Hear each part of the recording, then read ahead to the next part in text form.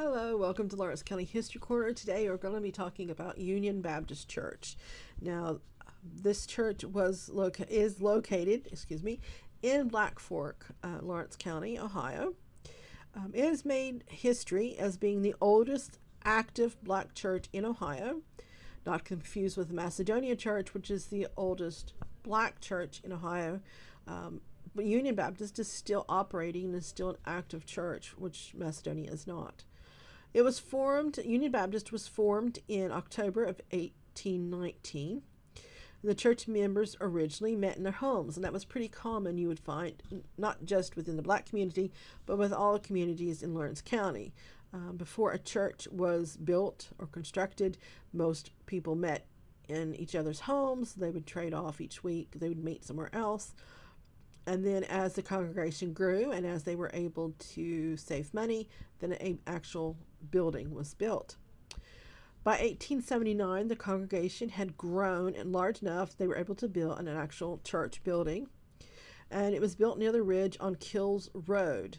The structure was constructed entirely of logs. Of course, that would have been very common at that time period. The logs, however, had a history of their own. They had once been part of the old Sounders Church before being used in the Union Baptist Church. So they had actually not only built the church, but they actually built it using logs from another church that had ceased meeting or had ceased using that building. Baptisms was regularly performed and a major part of the congregation's faith.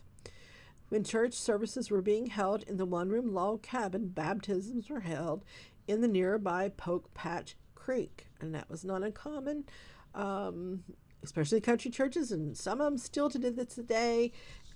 People are baptized in a creek. As time passed, the congregation continued to grow, and soon a new church was needed.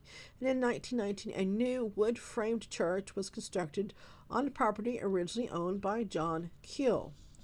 The building was dedicated on November 9th, 1919. And on October 20th, 2019, the Union Baptist Church celebrated its 200th anniversary. So a lot of history in Union Baptist Church.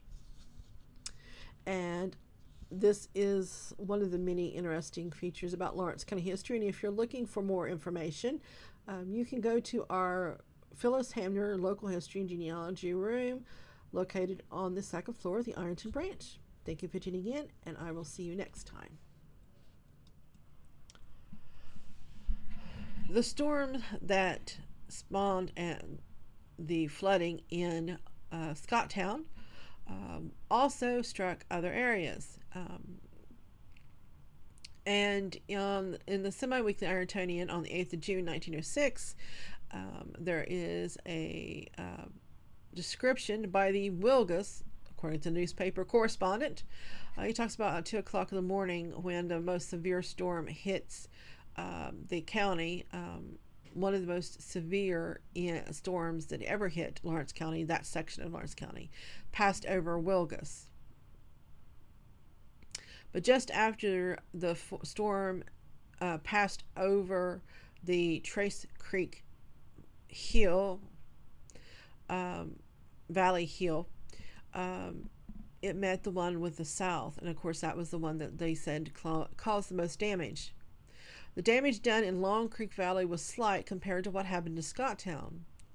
Long Creek was at the highest was at its highest as it is ever known, according to the oldest residents in the area. But aside from the damage to crops and some stock, people living on Long Creek was uninjured. At Scotttown, however, that was not true. There was at least one fatality, and there were many others suspected. E. Schaefer's house near Trace Creek was moved off its foundation. Wall's store was washed away entirely, as was Jesse Burcham's store. And 1 mile above Scotttown, the Jesse Burcham store was taken 1 mile above Scotttown, down a creek. The post office in the village also was taken down the creek and ripped off its foundation. Water was up to the top of the counter in the platform store owned by and then John Dobbs, the veteran harness maker, and his wife had to be rescued. 2 feet of water was found in James Joseph's house, and the iron bridge over Trace Creek, just as the entrance to the village, remained anchored and intact. Mr. and Mrs. Perry Mannon, who was mentioned earlier, Mrs. Perry Mannon was actually the daughter of Mrs. Sayre, had gone to Scotttown to visit her mother, and Mrs. Sayre's home was in the center of town, just west of the pike, and the water came rushing down the valley. They saw that the flood was imminent. Mr. Mannon went for a horse to rescue them, and while he was absent, the house itself was washed off its foundation and carried down to the bottom. Mrs. Mannon kept her mother's head above water as long as possible, but ended up to save herself, was compelled to let her mother loose, and Mrs. Sayre died.